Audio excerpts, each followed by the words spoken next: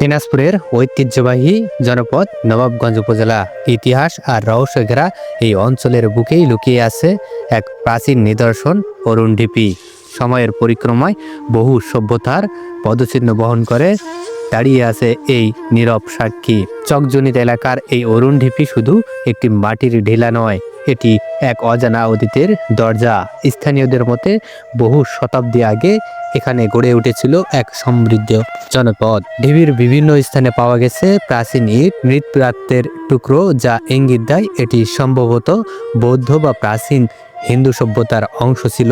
ইতিহাসবিদদের ধারণা এই অঞ্চলটি একসময় উত্তর বাংলার গুরুত্বপূর্ণ সাংস্কৃতিক কেন্দ্র ছিল। কল্পনা করুন, একসময় এই ঢিবির উপর দাঁড়িয়েছিল মন্দির, বিহার কিংবা কোনো প্রশাসনিক স্থাপনা।